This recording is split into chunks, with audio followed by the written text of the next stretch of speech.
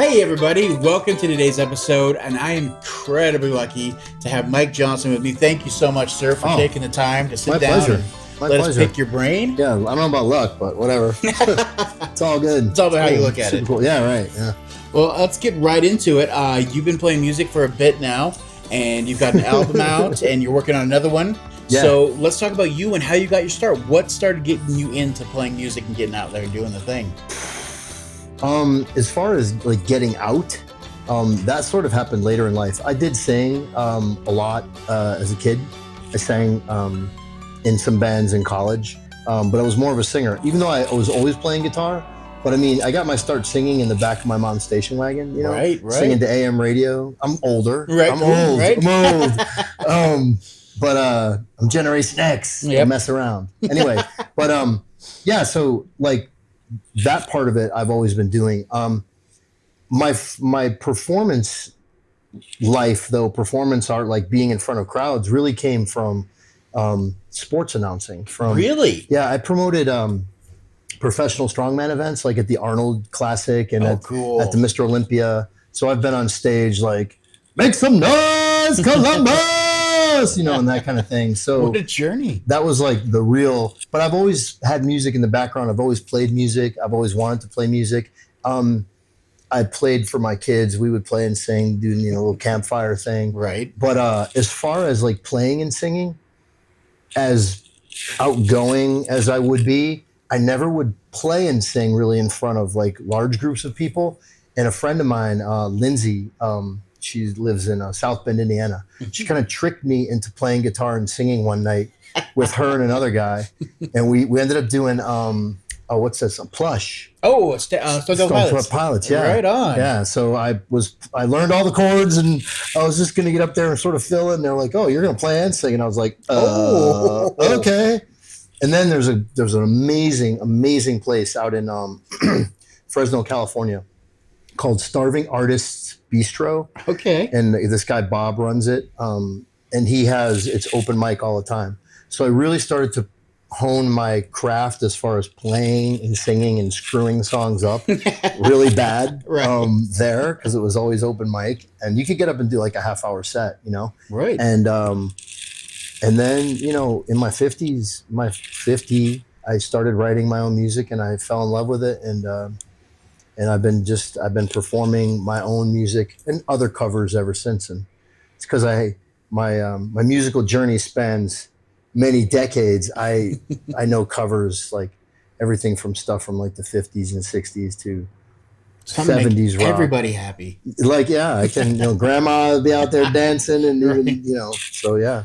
Well, let's talk about that. It's like a lot of people, especially when you get later in life, that could be a real hindrance to, you know, I'm too late in life. I don't want to get out there and do that. That's a young man's game.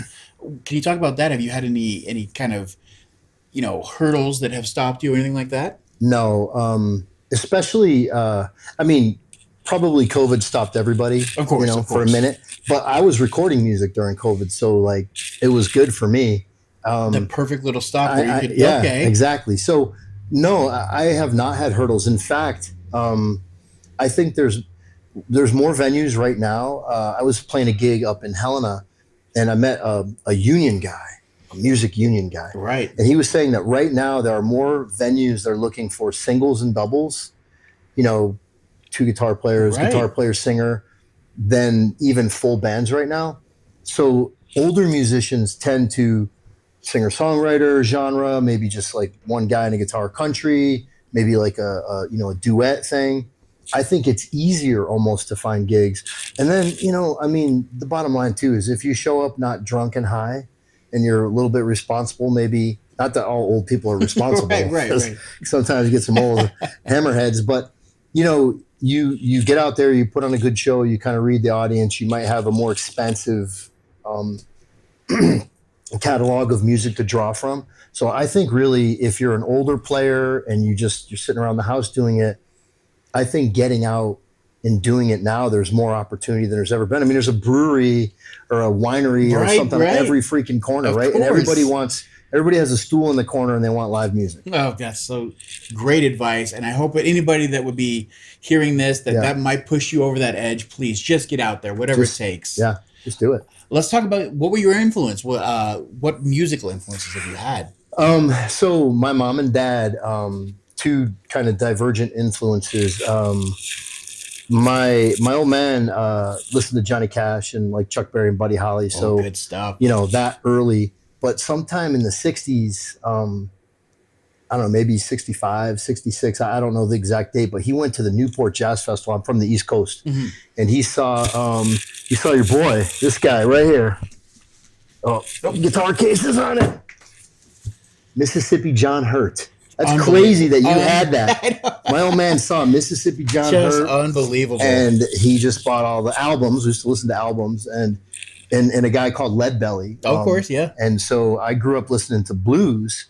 And then my mom listened to like Chris Christopherson, singer-songwriter stuff. Cool. But she also listened to jazz. Like so you got a little bit of everything. Like, yeah, so I had this wide variety of music that I was familiar with. And of course, like, my first band love was Kiss, of course, Kiss Army, right? Yep. And then my buddy Gino Battistini, we went to his house after school one day. His brother Tommy, can we swear? He was like, "Oh yeah, this Kiss is bullshit. What the fuck? Listen to this." He throws on an album and it's Into the Void, fucking Masters of Reality. I was just like, I'm not worthy. Yeah. And then I was really a metalhead, but I couldn't sing it in high school. I couldn't play it. And by the time grunge came around, I was already in the Marine Corps. So. Oh, geez. But really, blues is like my love. I'm a blues singer all day long. I'm not a shredder, unfortunately. I wish I was, but I can sing some blues. Oh, yes, you can. That is fantastic. So, when did you decide that you were ready to get your first recording? You start writing songs. When were you ready to start recording? That's crazy. An old friend of mine, Rachel, she sent me a picture from like 7 or 8 years earlier, like a flip phone picture of literally like the lake over or the sun over Lake Tahoe. Okay. And she sent that picture, and I wrote. Now I had been playing at Starving Artist Bistro for a couple of years and kind of working on other people's music. And my son he's an artist. He's a voiceover actor. He's an actor. He's been on some TV shows and some movies, but he also plays music. So I was writing some music for him, and we were writing songs together, and he was writing lyrics and that kind of thing. But anyway, so my friend Rachel sends me this picture, and I had a song in 18 hours. It's Pull Over. It's on my first album. Yeah. And so it was COVID time, and I found a place in Boise to record it. And I knew exactly what I wanted it to sound like. And I'm not even a big country fan or Americana. I mean, I like bluegrass, but I wouldn't say like I'm a big, fan. But that's what I wanted, an Americana feel. And it just felt right in that song. And so I laid the guitar tracks. I did the vocals. He put in some backing rhythm stuff, all instruments, nothing digital. Mm-hmm. And then he knew a couple guys because nobody was working. Right, of course. I would say hardcore bluegrass guys, and they came in. They played fiddle and mandolin, and they came into the studio. They had already had the track, so they had worked their parts out, and they just cut it live. And I just and when it was over, I went over to Nate Argenbrode, the producer, and I was like, I have 9 more songs. Let's go. I mean, I was in and so now it's just been like this crazy, like I'm always writing songs. I'm always pumping out music. And when you're older, not that you can't be young and have a story to tell, but when you're older, it's so easy. It's just life. Right. So. Well, everything that he has done in that first album is linked below. Whatever you have, you're watching this in the video, it's podcast, it's all linked below. Go take a listen to that. But also, you're working on a double album right now. Oh, yeah. Talk about that. Yeah. So while I was recording the first album, I was continuing to write. Like the genie was out of the bottle, and I was writing songs. And so as a follow-up, the first album came out in 2021. And as a follow-up, I was going to go to Nashville and record my second album. And it was just it was a terrible experience. The musicians were great, but it just wasn't my music anymore. And so I had all that music, like a whole other album, and I was still writing and cranking out stuff. Mm-hmm. And then I chanced into 12th Fret in Boise. It's this incredible music store in Boise, Idaho, and there was this young sales guy, and I was trying to get an amp. I was trying to get a better tone. Right. I ended up buying like a 1980s twin reverb. Oh, freaking cool. Jealous. And yeah, it's pretty sick. It's thing weighs a ton. It's wicked heavy. But anyway, so I brought my guitar in there, and he was, and I was like, well, I was playing through it, and he was adjusting it. And it's got to sound really good. And I was like, well, here, you play a little bit. So he starts playing, and I was just like, holy crap. So I said, hey, can you get me like a big body jumbo guitar, the biggest one you have? And I played a couple of my songs, and he just riffed on them. And I was like, all right. And then I kind of didn't catch up with him for like a year. And then there was this studio open down there. A guy named Andrew Masters has a studio called Hinge. And it's really more of a labor of love as opposed to like, it's a working studio, but he's got a Neve board. That's it's like only one of two like working Neves boards. And there's a couple of videos of what you guys did there on his Instagram if you want to see that. But it's insane. And so we've been working on this project for a while now, but I just keep writing songs, and Benji's like, that's enough, no more. And interestingly though, he listened to my music, and he fell in love with a song that you were listening to earlier today called Maybe It's the One. Oh, it's a great song. And he wanted to cover that one. So there's a bunch of new music. There's a song is on the end of the first album called Rainbow's End, that when I was in the studio the first time, other than that first song, I had no idea what I was doing. Like, I didn't even know what I wanted the music to sound like, because I just came up, on the acoustic guitar and the vocals. So the producer really helped me. Nate, the producer, really helped. The second time around, and now certainly, I'm writing songs, and I'm already thinking of all the instrumentation and what music could go in there and where I want the pauses. So it's really just been this learning curve. But I think the more you write and the more you play with other people, like the more ideas you get. Yeah. And so, ain't that the truth? I do it. I can play any of my music acoustically and just sing it. That's it. Me and a guitar and a stool, and let's just do this thing. But you start adding on layers of other musicians. So you've told this story, and they're just adding flavor to the story. And you just get this big sauce of music, and it's like a big pot, a big stew of music with other, people adding in. And it's killer, Cool. So that's kind of like this like weird sort of journey that I've been on. And I just, it's just, I can't stop. Being in the studio is great. Oh, and live recording. It just sounds like you took to it so quickly. Live recording is insane. And it's one of the hardest things. Nobody really does that anymore, but it's such a lost art, and you just stepped into it. So cool. The energy is amazing. But even, when I was singing with bands, when I was emceeing, had 20,000 people in an arena and, doing some strongman stuff. I mean, having some stage command is also helpful. And I always try to be with, not that it's that hard, but musicians that are way better than me. No, it makes sense. Makes sense. Because they're going to bring it up. And as long as you can kind of keep the elements.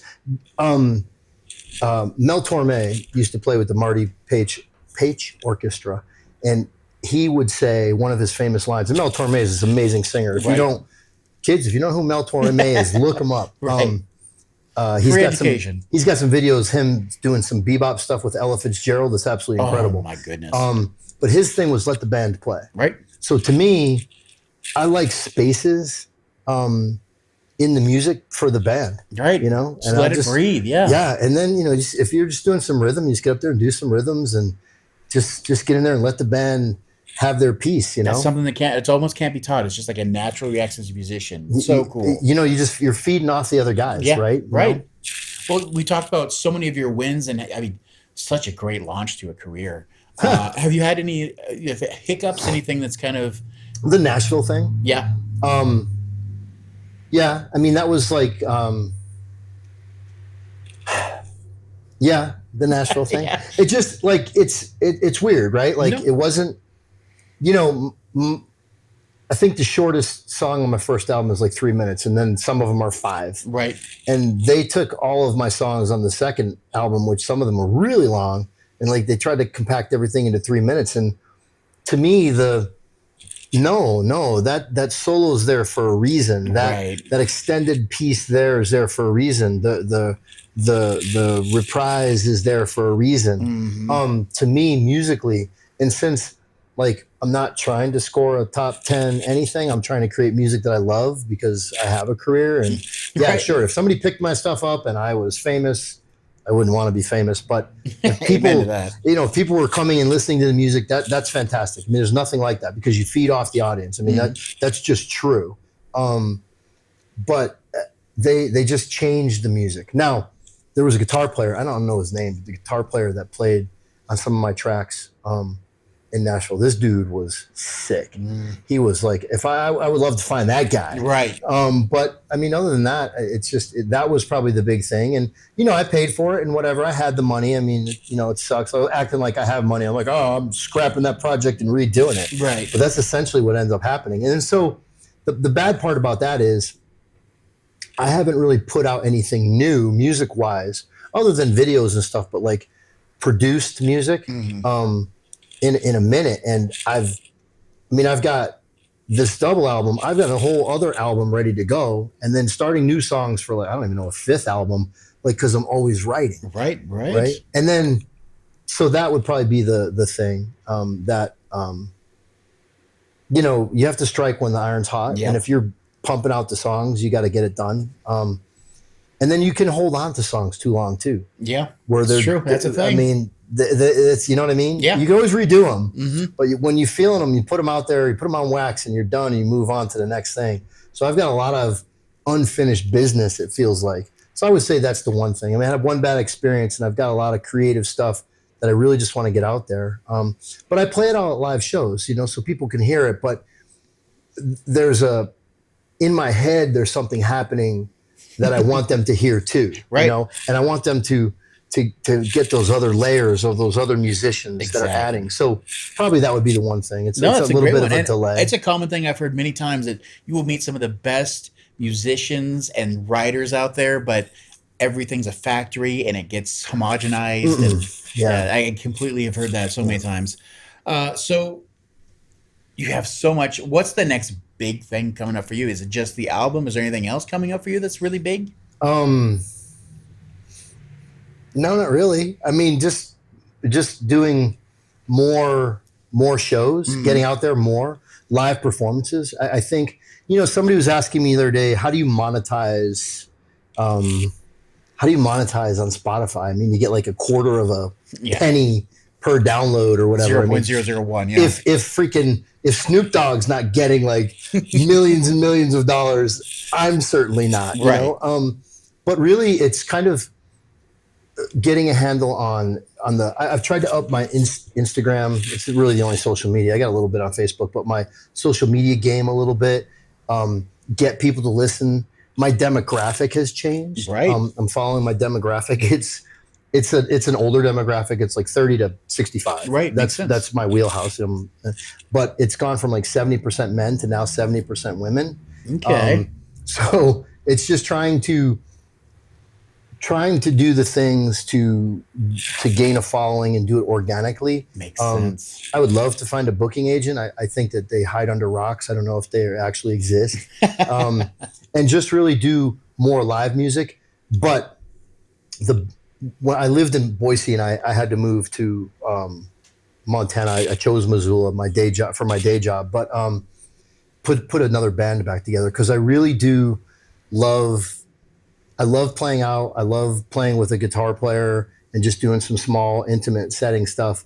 But I really think I've got some songs on this new album that are just like in your face, rock and roll. I don't know how to categorize it. I just call it country rock and blues. I mean, it's it's something like Southern rock-ish. Oh, how cool. And just smoking leads, but steel guitars. I mean, fiddles, mandolins, just music for people to enjoy. So hopefully putting a band back together. That's a great one. That's a great, really, and then just playing more out. Oh, it's fantastic. So the last thing I really want to touch upon is just, this is really geared what we do here towards, younger musicians. And like you said, people in their later life that just are trying to get out there.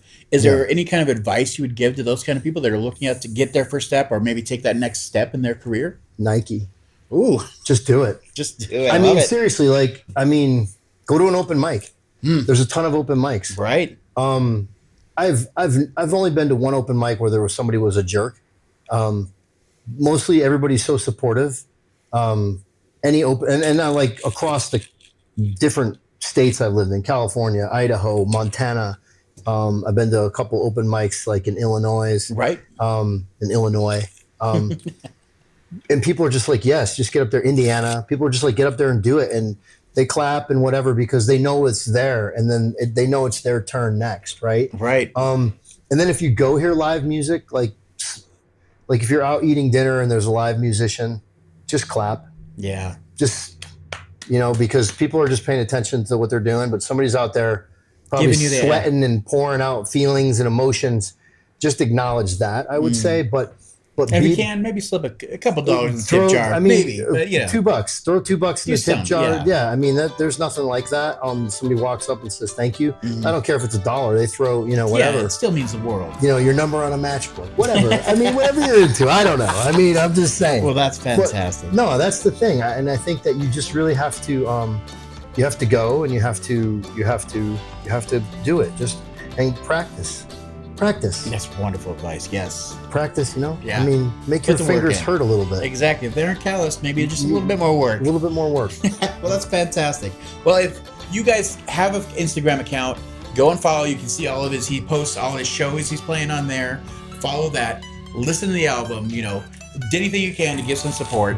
And thank you so much once again, Mr. Mike Johnston. Thank you so much for giving us your time and your knowledge. Oh my God, thank you. I appreciate it, brother. Perfect. We'll see you guys on that next one.